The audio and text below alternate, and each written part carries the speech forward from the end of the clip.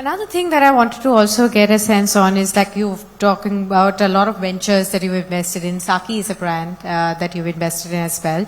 Seema was there in the earlier panel and she was talking about how Zara is so popular. I want to understand from you, do you think Indian brands have enough to actually be seen as global brands in itself? Do you think you would want to take and scale up your brand to a scale that, globally it will be known and worn by a lot of people too? I mean, wow, of course. Let's dream it all. I come from such humble beginnings, where I started in a small village, not really a village, but it's Pallavaram in Chennai, and it's not even the city, and nobody ever left that little place. Nobody had big dreams. Nobody thought that they could get out.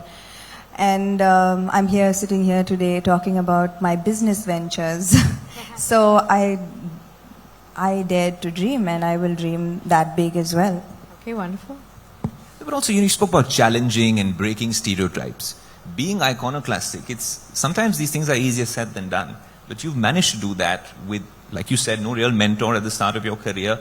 And now, since we spoke about your roles in action flicks, that, like you said, is a boy's world, right?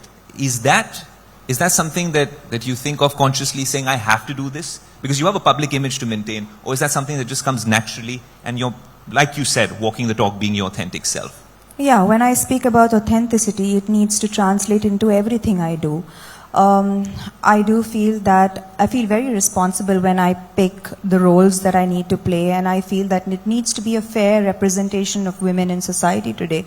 More often than not, there is a false representation of women in film, because mostly women on film, the roles are defined by the male actor or the male protagonist in the film, and not really the woman's journey and her strengths, her weaknesses, but she's mostly defined by her relationships, not by her life experience. So I think that I have made a conscious decision to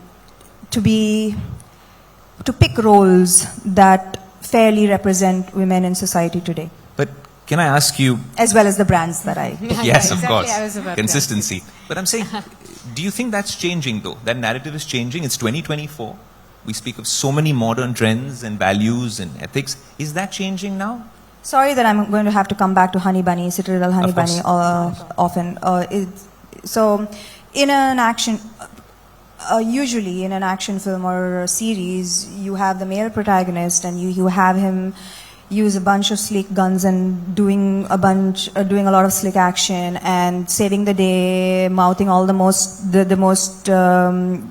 important dialogues and protecting the woman and saving the day, literally. This is how it's usually done.